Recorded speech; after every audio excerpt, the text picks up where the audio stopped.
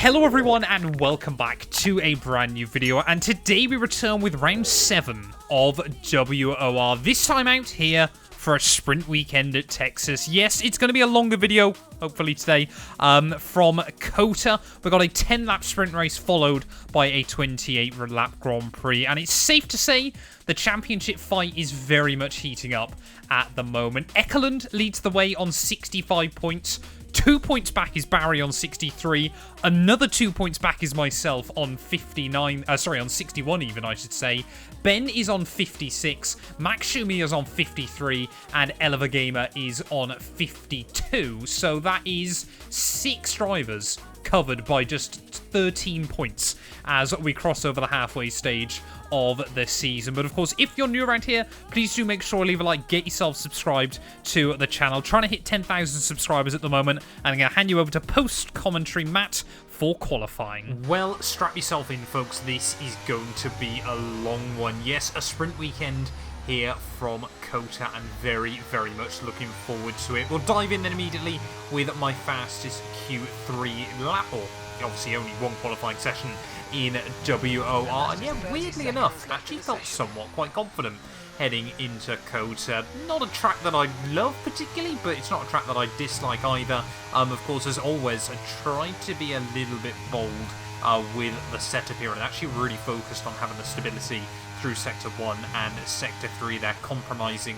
my Sector 2 ever so slightly. But once again, it looked like Piastri was going to be in a league of his own over one lap in qualifying there. You can see currently down in P4 as we went into this final lap. They're behind one of my big title rivals in bit late Barry there. So really wanted to try and make sure that we got the better of him. We were only, I think it was 13 thousandths of a second behind him at this stage of the session. So basically any improvement would all but guarantee me moving ahead of him there. My teammate Ben a little bit further down the order after the first runs. But so far, first half of the lap had been fairly clean and tidy. I knew there was a bit more time as we round our way into Sector 3. You can see about a tenth and a half up there, instantly now up to 2 tenths up as well as we wind our way through this tricky switchback sector there. Couldn't quite get on the throttle as early as I wanted as we make our way now down through the Turkey S section. Of course, we want to try and carry the momentum as best as possible through here, but now we've just got 2 more corners to go with a very, very high commitment. Turn 19, which we actually absolutely nail there, 3 tenths up, and then through the final corner, just a tiny lock-up of the front brakes there, and that's going to cost me about a tenth and a half there come the end of the lap. A 33.132 slots us back in between those McLarens there and into P3. And you can see, yeah, we were half a tenth behind Jack, so definitely could have had the better of him there. But Piastri on a 132.3, 2 cars able to get within 1 second of him there at the end of qualifying. An absolutely mega performance, and you know, had he been here since the start of the season, I think the championship probably would have been dominated by him. But yeah, luckily, of course, only has joined more recently, so hasn't had an opportunity to score as many points as we would expect him to there. But yeah, we do line up on the grid then here in P3, ready for the sprint race. In terms of strategy, of course, only 10 laps, so we're going to start on a set of mediums and obviously just aim to take them through to the end of the race. Of course, you know, strategy in the sprint is going to be absolutely critical as well. You know, we can't afford to make any errors between now and the end of the season. Just 5 races to go, and this being the only sprint weekend, we know we needed to make it through the sprint race clean and tidy and set ourselves up ready for the main event there. Yeah, sandwiched in between those McLarens, we need to try and get a good start, as it looks like everyone I can see around me is also on a set of mediums there, so no one's trying to gamble it, say on a set of the soft compound tyres, or no one is expecting it to, you know, potentially allow the hard tyres to work towards the end of the stint. But ready then on the grid for the 5 red lights here. We've got the AlphaTauri on pole, McLaren in P2 there, we line up P3, Ben improved to P5. It's going to be 5 red lights though, it's going to be lights out, and away we go. Not a particularly long hold at all there, and bit late Barry has actually got a fantastic getaway as we head down towards Turn 1. Both kind of moved into each other there as Ben going to try and send it down around my outside through Turn 1. Yeah, a little bit of wheel banging with both my teammate and the McLaren there, but we all get through without any major issues. Sheepshagger moving himself back up into P5 there off the start. You can instantly see through the S's how much more grip and confidence we had over a lot of the other drivers around me there. Barry already a little bit all over the show, and you know, we need to be aggressive in this sprint race. You know, we want to be trying to fight up towards the front of the field. Of course, you know, we've been fairly cautious throughout most of the season so far. Been involved in a couple of incidents more recently, or have had a couple of scary moments in recent races, but fingers crossed, you know, if we can just continue to showcase, you know, the pace and the consistency we've had throughout most of the campaign there, we could walk away quite happy. As you can see, heading down the back straight there, Piastri trying to defend in the AlphaTauri. Barry actually breaks very, very early down in towards the end of the straightaway there, so we're going to try and go for a move down the inside there, make sure we just make even the room on the exit of the corner there, but try to swoop through around the outside through the next couple of corners there. That'll give me the inside as we make our way in towards this next almost hairpin there, and we will just about slot in front then, so a critical move to make on lap 1 of the GP there. You can see Piastri still leading the way there, so top 4 all exactly where they started. Looks like Ben still hanging on to P6 or ahead of Sheepshagger, but behind Sheepshagger even, I should say. But as we round our way through the final corner, of course, also just got to be very, very careful of the track limits here as well. You know, Kota, an incredibly easy circuit to start picking up penalties, so we've got to make sure that we're not doing anything like that. You can see as we start lap 3 though, still able to apply the pressure to the McLaren car in front of me, and now obviously we've got some DRS. Are we going to see him try and go for a move on the AlphaTauri at the front of the field there? We're more interested in making sure that we're not going to get jumped by the cars behind there. And yep, there we go, McLaren to the lead of the GP. Fantastic job done.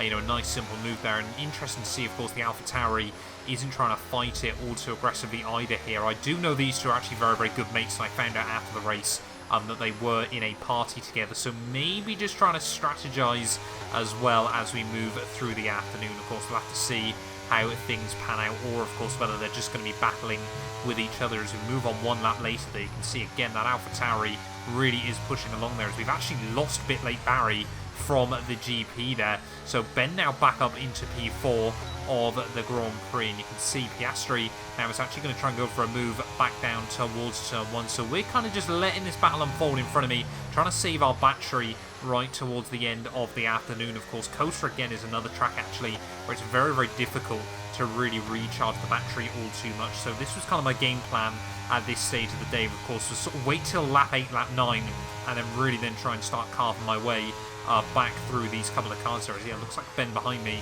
has actually found himself a nice little window. Of course, you know, as a team, we're still aiming to try and score maximum points. You know, want to try and take on the Constructors' Championship by the end of the season there. But are we going to see Jack Plays trying to defend? No, we're just sort of chuck half the car alongside him, sort of in his rearview mirror there, just see what he does. But nothing is going to happen this time around there. So we're actually going to try and get a run off the corner, as I was just a little bit worried that he was starting to struggle at this point of the afternoon.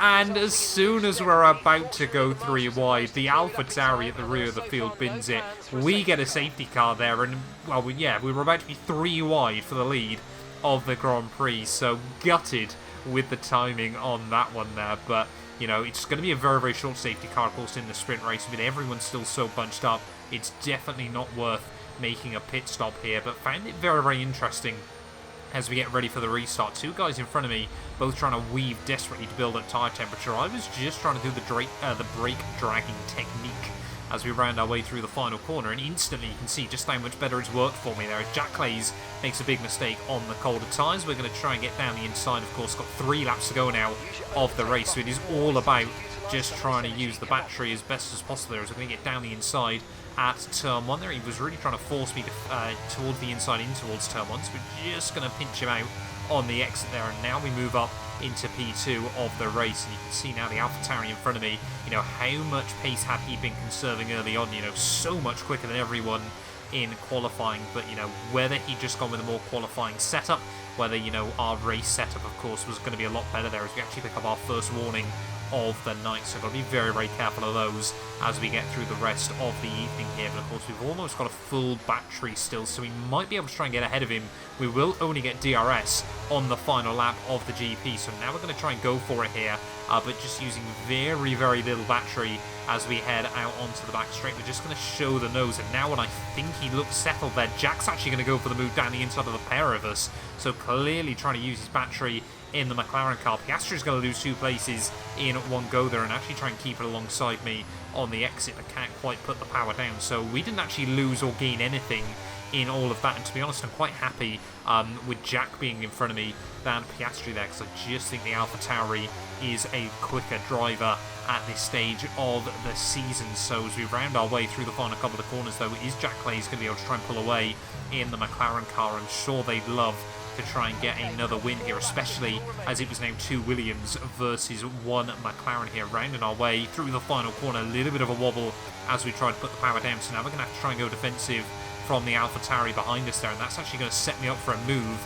down the inside in towards turn 1. They're just looking at the front brake slightly, but we still get the car braking into the first corner there, and actually Piastri has followed me through, so now we absolutely need to smash it through this first sector once again as we try and make sure that we get the tidiest line we possibly can through the S's there. And like I said, you know, we've gone for a bit more downforce than a lot of the other drivers around me, being very, very careful not to pick up another warning there, but trying just to keep it clean and tidy as we make our way out of those first couple of corners. You can see we have opened up a good couple of tenths there, so that could be absolutely critical. Jack instantly drops to about 9 tenths behind, so maybe, you know, if myself and Piastri can work together here, we can try and get him out of the DRS range before the final lap of the afternoon there. As you can see, Ekeland, championship leader there, now battling his way back up into P5. Then are we going to see the AlphaTauri go for a move? He's going to show the nose, but we're unfazed by it as we make our way down into the braking zone there. And look at that, we've still got half a charge of battery,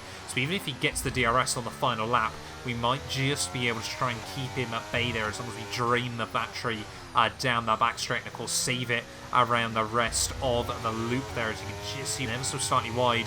Once again, they're trying to eliminate the small mistakes here as we make our way in towards the final few corners of the penultimate lap, but I was still watching that gap between the McLaren and the AlphaTauri here, because even if we only finish P2, as long as we're still pulling out points over the drivers that I need to be, this is absolutely critical then. Is just going to use a tiny bit of charge out of the final corner, just make sure that we keep him at bay there, down to 40% as we head back up in towards turn 1 there. But again, just making sure we don't trim an apex too much. You know, the last thing we want is a warning and a penalty in this sprint race, as that would throw me immediately out of the top 5 here. But 1 lap to go then here in COTA of this sprint race. I don't know if that counts towards a win in the standings or not, or whether you guys classify it as a win here, but you can just see we're starting to stretch our legs a little bit once again there, and Piastri is actually going to make a little bit of a mistake out of the S's there, and instantly that is going to remove the pressure off us as the gap goes up to 1.1 seconds, so he's going to be looking to try and defend from the McLaren here on the final lap. We're still going to drain the battery as we head down the back straight, that we just don't quite know sort of how much extra top end speed he might have here, but that was absolutely critical in this sprint race there, and is hopefully going to leave us with less pressure on our shoulders as we make our way down in towards the final sector there. Perfect timing on the final lap of the race there, and I did speak to Piastri afterwards. He just understeered a little bit and had a bit of a wobble on the exit of the corner there. Of course, didn't want to pick up a penalty, so knew he was going to have to back out of it. And as we round our way through the final couple of corners there, we didn't have the qualifying session that I wanted, but as we make our way through the final few turns here, it is absolutely going to be the start to the evening that we needed there. Build up the confidence. We're going to take 8 points out of Barry, 4 points out of Ekeland as well there, so I believe as we head into the main event, we're actually going to be tied on points with the Alfa Romeo there. But out of the final corner, it is sprint race victory here at COTA. Fantastic way to kickstart the racing action tonight there. Piastri is going to come through for P2 there. Jack in third ahead of Ben, and Ekeland there.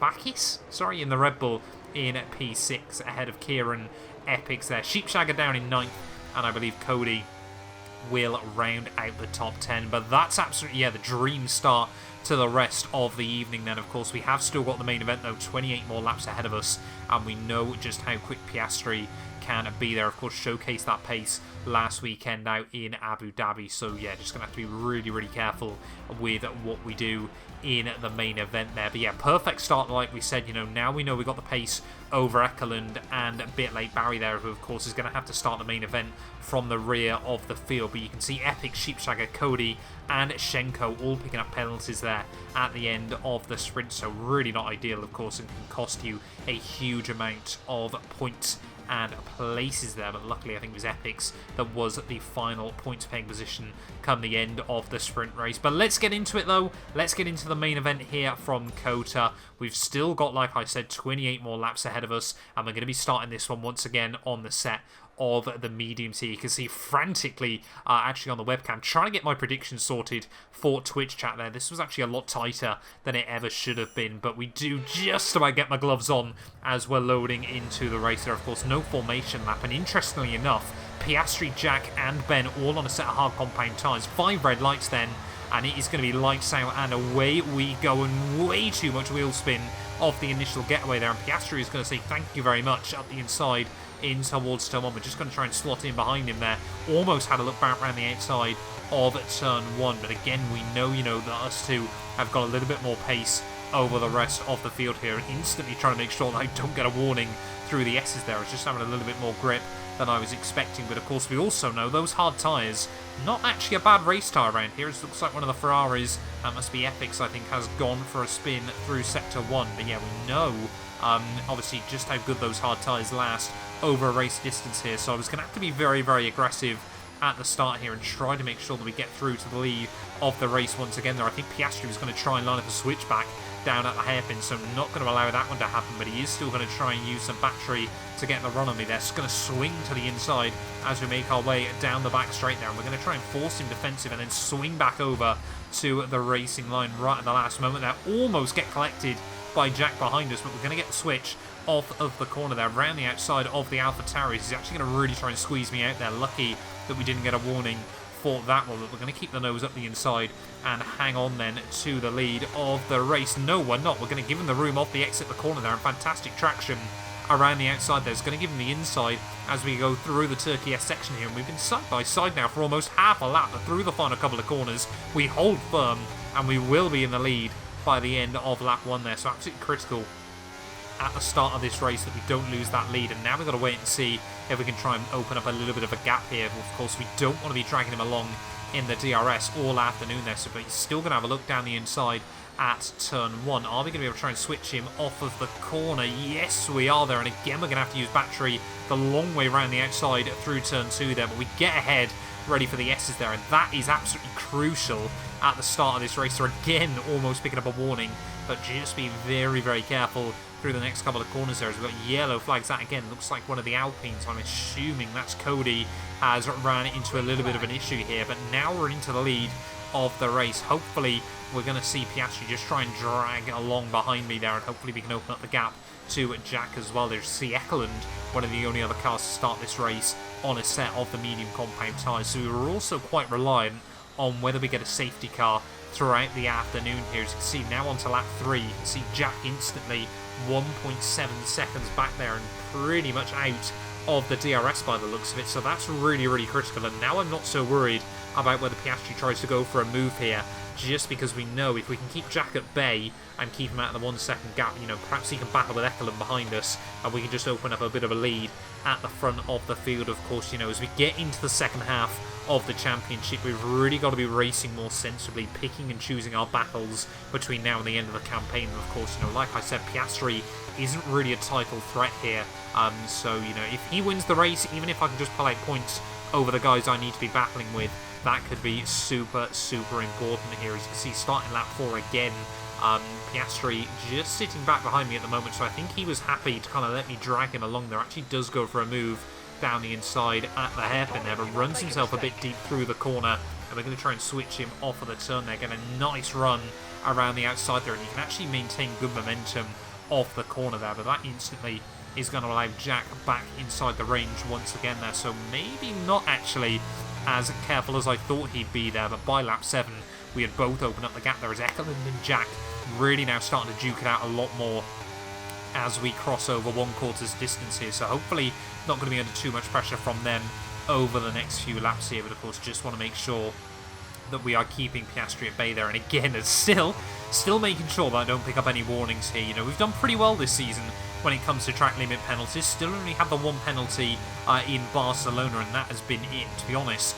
Probably should have gone back and tried to get that removed, just in case we get to the end of the year without any more penalties at the end of races there. But you can just see as we wind our way through Actually, the hard compound tyres now starting to show a little bit more pace as well, so going to have to start being a little bit more careful and just letting Piastri by when he tries to go for moves. You can see lap 9 now gaining as we head down the back straight. Again, he's going to try and dive it there, but clearly he's trying to avoid using too much DRS either, as we're just going to get another switchback off the corner there. So once again, just able to get the car slowed down where I need it and stay ahead of the AlphaTauri here, but just hoping, of course, that Ekeland and Jack behind us are going to continue duking out. As we start lap 11, though, you can see that gap now up to 4 seconds as Sheepshagger unfortunately retiring from the race, and that's going to bring out a safety car, and that actually works out fantastically well for us, because that's going to mean Ekeland, Schenko and myself all are going to be able to take a set of hard compound tyres to the end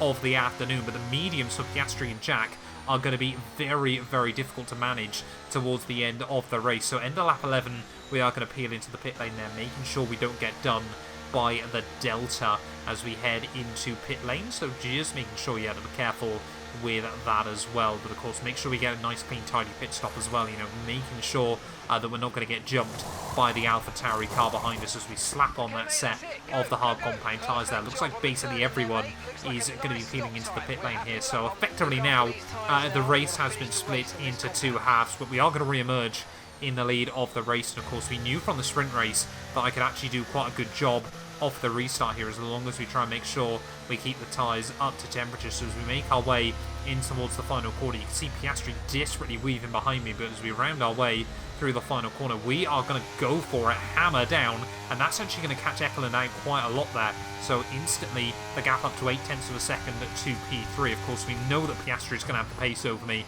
over the next few laps, obviously on that stage of softer tyres. So even if he gets past me, we're just going to try and work with him and open up the gap to the cars behind us, so we're not vulnerable from my championship rivals there. Bit late Barry update, I think he's up to about P7 now in this race, so have been doing quite a good little recovery drive as well there, trying to make sure he scores as many points as he possibly can. But as we round our way there through the first sector towards the end of the S's, Ekeland 1.3 seconds back there, but Piastri as well actually struggling off the restart, so clearly couldn't get the temperature in the tyres that we were expecting him to.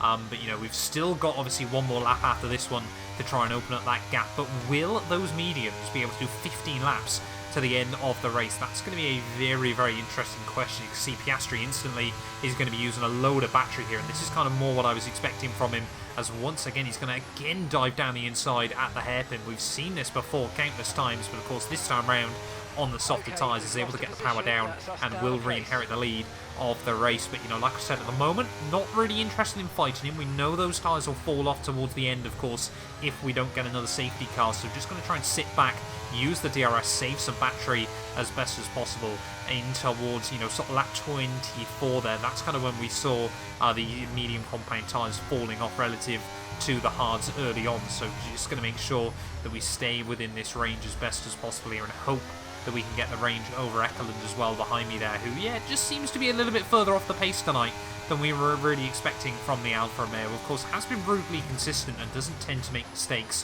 which is still allowing him to fight right towards the front of the race there. But yeah, just was a little bit surprised by his lack of pace tonight there. As you can see, lap 16 now, Jack has actually got the move on him, and as we make our way in towards the S's once again, we've got a golden opportunity to try and get him out of the range there, but we're also floating at 1 second behind Piastri as well. We're actually going to take the warning basically on purpose there to try and make sure that we stay within the range of the AlphaTauri car, and that's actually going to have a double effect for us, because it's going to knock Jack out of the DRS as well. So that was absolutely quite a critical one, and could potentially have big ramifications towards the end of the afternoon there, as Mercedes going round. I'm guessing that must have been, I can't even Schenko, that must have been the other one. Is it Nathan? Something like that. I can't quite remember their name off the top of my head there, but we're just going to try and take the DRS where we can and make sure we stay within the range of Piastri. But you can see instantly he's actually trying to save some battery there, so clearly has gone uber aggressive to try and get me out of the range of this safety car restart. So we're just going to make sure now that, you know, we play our own hand, try and stay clean and consistent there, as he makes again another mistake out of the final corner. And yeah, like I said, we spoke after the race and he was already saying that he was staggered by my pace and how we're able to keep up with him there, almost thinking about going for a move down at turn 1, but decided better of it this time around, as I didn't want him having the DRS out onto the back straight there. But yeah, very, very surprised actually by how much he was struggling. But I get this is the difference, of course. You know, I constantly will really put a race focus setup on the car. You know, take a little bit of extra wing, compromise a little bit of pace over one lap in qualifying, obviously when you've got the fresh tyres to hopefully carry me through over a 28 lap race there. And it seems like other drivers just not so intrigued by that, not so interested in doing that there. As you can see, now we're actually thinking about having a look for a move down in towards the hairpin there. Just bait the overtake, see if we can force an error out of him there. And you can see again, Jack though now under no pressure behind Ekeland, dropping back ever so slightly as Ben on a set of the soft compound tyres. But now we're going to try and slot past him as we head down the back straight there. Again, not going to use any battery though in the process, and just slot back up then to the lead of the race with 10 laps to go here of the evening. So really now, of course, starting to look more towards what is the late game strategy going to be. Are we going to try and save some ERS? Are we going to be able to save any ERS late on in the afternoon here? As one lap later, though, Piastri again going to have a look down the inside at the hairpin. This time around going to try and cover me off a little bit more there and not allow us to get the run. But actually Jack now has brought himself back within the range as well. So it looks like we could be in for a three-way scrap just like we did in the sprint race. But we know both of them are going to really have their tyres fall off towards the end there. And you can already see Piastri starting to struggle around just a little bit here. So probably lap 21 would be my guess. Lap 21, lap 22 is when we're going to start seeing these hard compound tyres kind of come into their own here. And this is why I'm not too worried about trying to make sure we're at the front of the field. This is why, you know, we're just trying to be really, really patient at the moment and not sweating it out too much.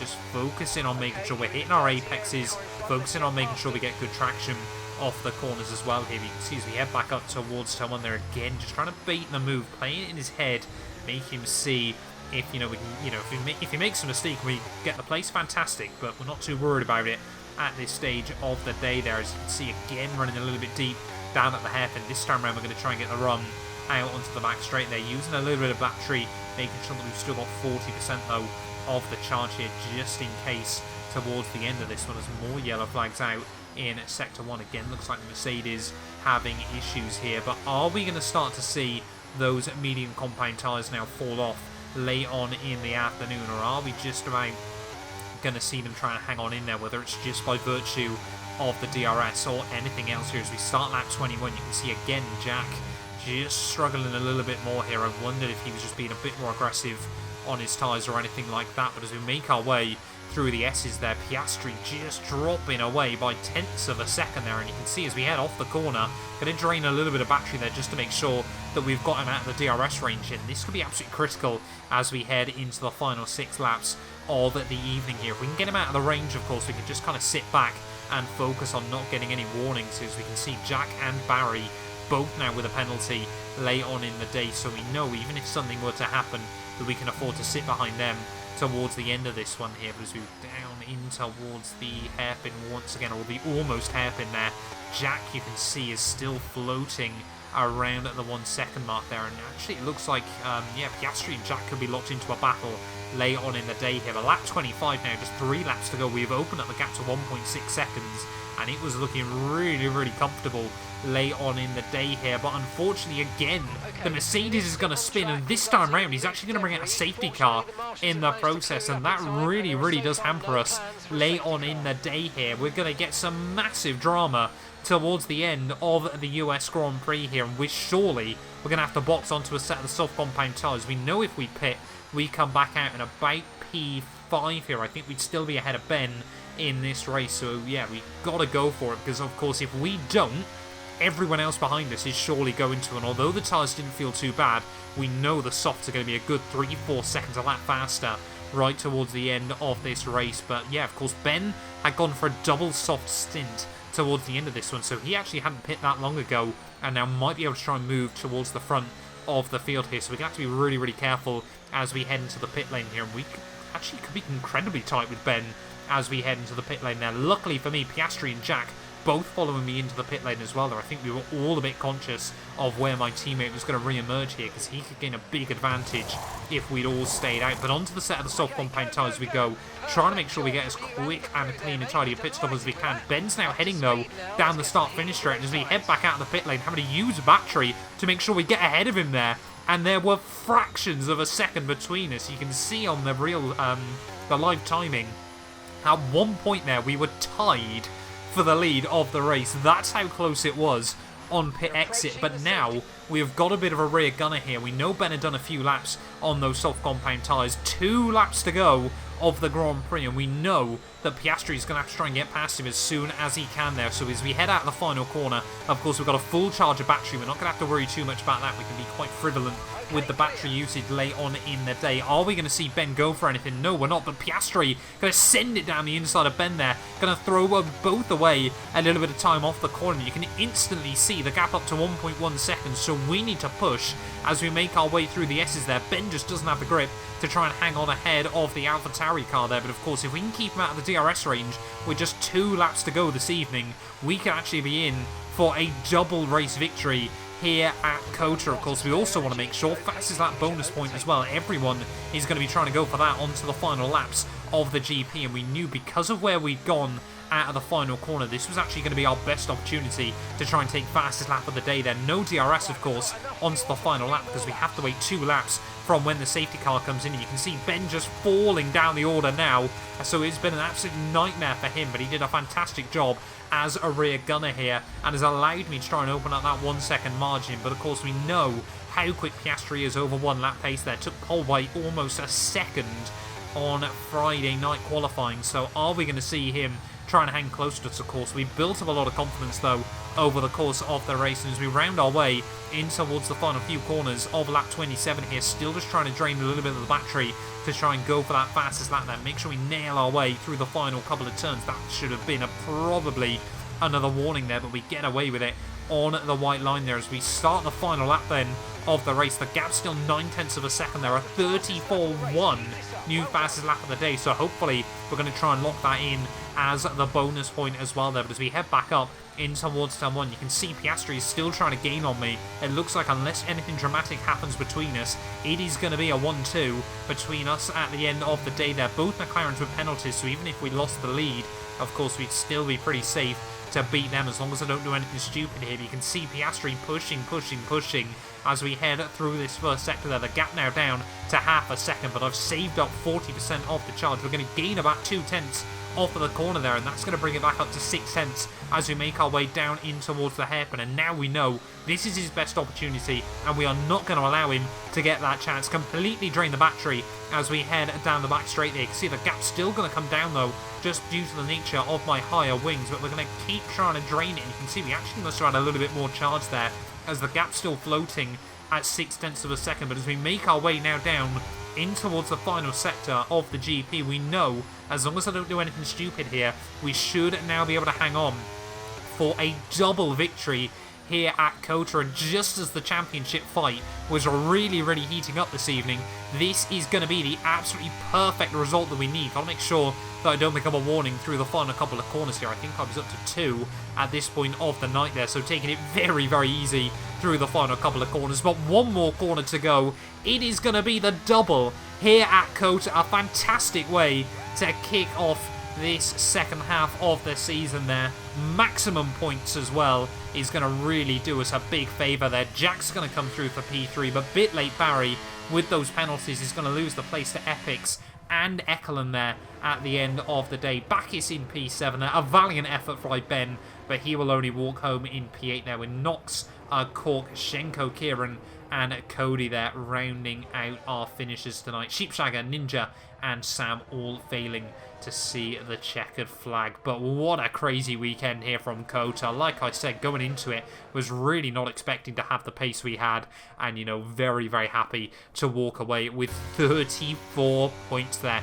Gives us a huge boost in the championship as well there. More than, well, a third of my points just over was scored tonight only there. Goes to show just how well we were able to get on there. Barry gets driver of the day in the end there. A good recovery drive from him to score some good points for his championship fight as well there. But Williams back on top once again. It also allows us to pull out more points in the Constructors' Championship over our rivals there. But I can confirm, unless any penalties get applied for any other drivers, we now lead the way on 94 points at the top of the table. Ekelen still sat on 70 79 there, so 15 points behind me, 94 to 79 there. Barry is on, I think, 73 points, so 21 back as we head into what is potentially Las Vegas next time out there. But unfortunately, we've got a break week next week, so just as I was building up some momentum, unfortunately, we are going to get a break week there.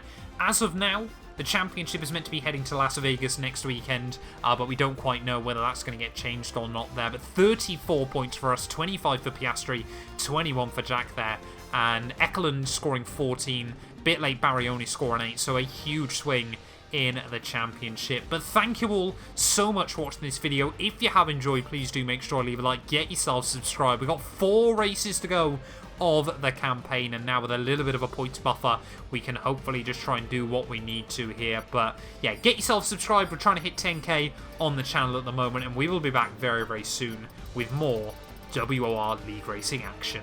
A massive thank you to all of my YouTube members and my Patreon supporters for their continued donations to help my work. These things go much further than I think a lot of you ever realise, and allow me to continue making content full-time here on YouTube. So if you want to support me from as little as £1 a month and be featured on all of these end clips, either click the join button next to the subscribe or head over to my Patreon. There's a link down in the description.